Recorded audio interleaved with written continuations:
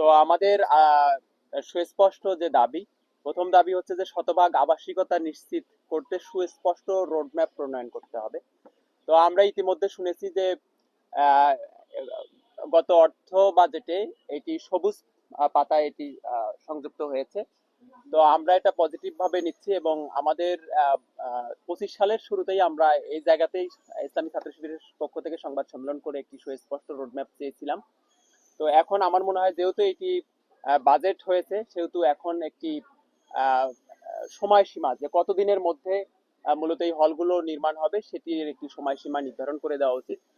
যেভাবে আমরা দেখেছি যে আহ, আহ, বিজয় 71 হল এবং বিজয় 24 হল, অপরাজিতা হল, এই দুইটি হল কিন্তু সে দীর্ঘ সময় ধরে চলছে, বারবার এগুলোর মেয়াদ বৃদ্ধি করা হয়েছে, বারবার এগুলোর বাজেট বৃদ্ধি করা হয়েছে। তো এই জন্য আমাদের সুস্পষ্ট দাবি হচ্ছে যে একটা পূর্ণাঙ্গ রোড ম্যাপ দিতে হবে।